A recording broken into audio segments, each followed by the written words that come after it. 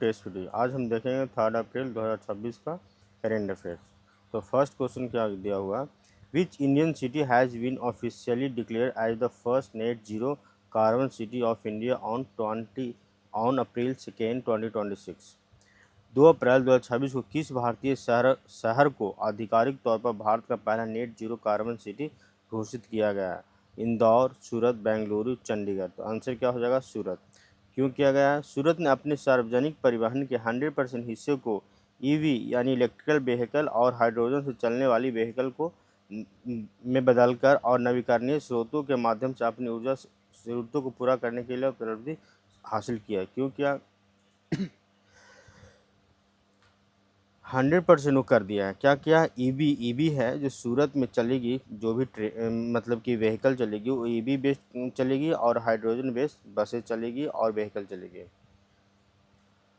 Second question क्या करा, who was appointed as the new chairperson of the Securities and Exchange Board of India in April 2026।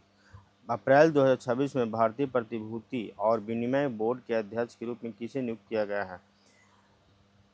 तो हो जाएगा माधवी पुरी बुच को, Rajesh Kumar Singh, Ashwani Bhatia and अनंत नारायण गोपाल कृष्णन। तो किसे किया गया है? राजेश कुमार सिंह को।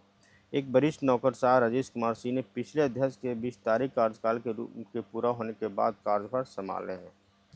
Which country hosted the global artificial intelligence summit 2026। Global artificial intelligence summit 2026 की मेज़बानी किस देश ने की? तो ये इंडिया के द्वारा किया गया था। जो कहाँ आयोजित हुआ था? दिल्ली में। शिखर सम्मेलन ग्लोबल गुड के लिए एआई और जनरेटिव एआई के नैतिक ढांचे पर केंद्रित था।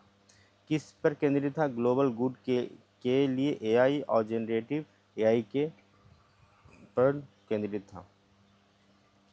फोर्थ क्वेश्चन, विकसित भारत 2047 डैशबोर्ड हाल ही में किस संस्थान द्वारा लॉन्च किया गया है?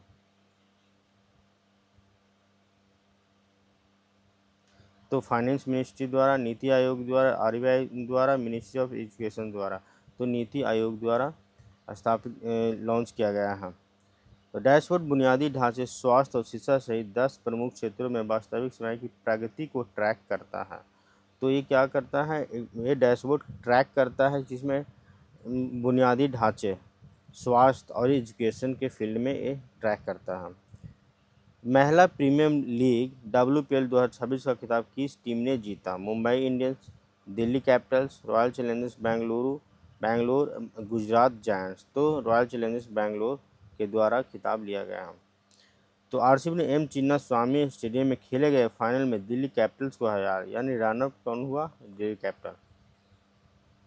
What is the theme of world health day to be observe on April 7, 2026?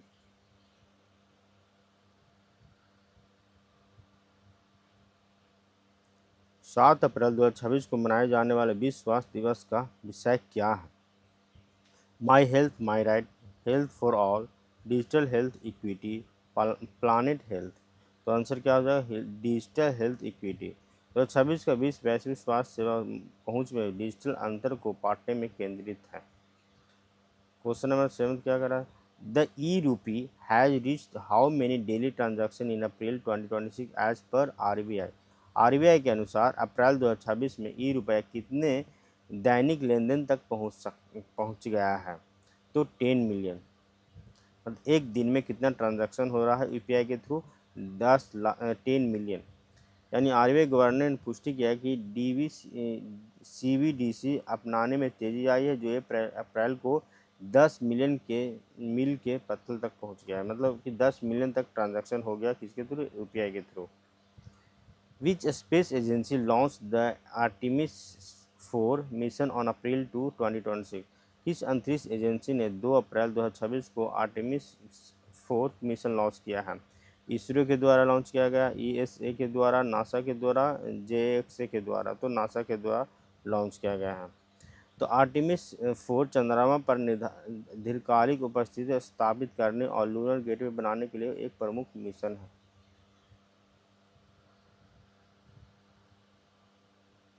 The Sagar Manthan the great ocean dialogue was held in which city? Sagar Manthan the great ocean dialogue किस शहर में आयोजित किया गया था? कोची में, मुंबई में, विशाखापट्टनम में, गोवा में। तो आंसर हो जाएगा मुंबई में किया गया था।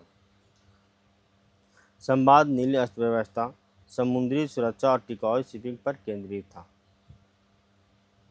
Which state became the first to implement universal basic income for the elderly above 75 years? कौन सा राज्य 75 वर्ष अधिक उम्र के बुजुर्गों के लिए सार्वभौमिक बुनियादी आय लागू करने वाला पहला राज्य बना?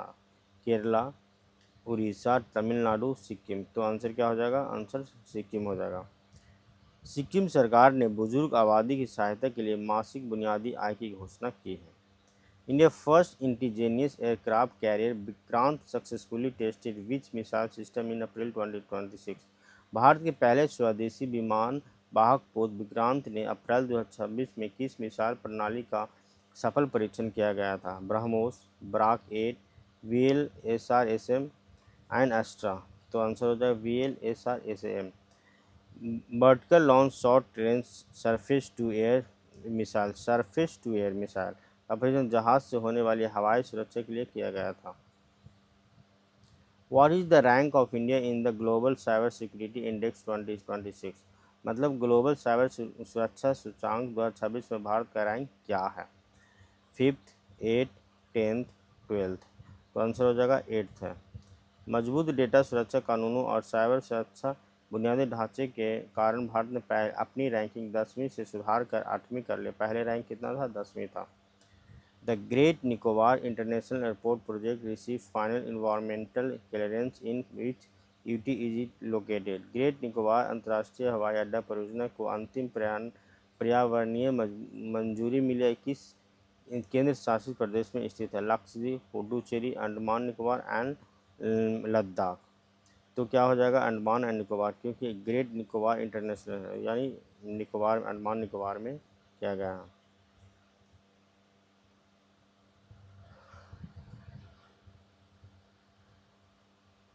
Who won the 2026 Abel prize for mathematics? गणित के लिए 2026 का एविल पुरस्कार किससे मिला है? लुइस कैफरेली, टेरेंस टायो, मंजुल भार्गवा, एवी विगडरसन। तो टेरेंस टायो को मिला गया। टेरेंस टायो को आंशिक अंतर समीकरणों और कॉम्बिनेटरिक्स में उनके अभूतपूर्व योगदान के लिए सम्मानित किया गया है। Which Indian port handled the highest cargo in financial year 2025-2026? वित्त वर्ष 2025-26 में किस भारतीय बंदरगाह में ने सर्वाधिक कार्गो संभाला है? Paradip port, Deendayal port, Mundra port and JNPT port. Paradip port. Orissa के पारादीप बंदरगाह ने दीनदयाल बंदरगाह को पीछे छोड़ते हुए, यानी पहले था दीनदयाल, छोड़ते भारत का शीर्ष कार्गो हैंडलिंग बंदरगाह बन गया है। Thanks for watching.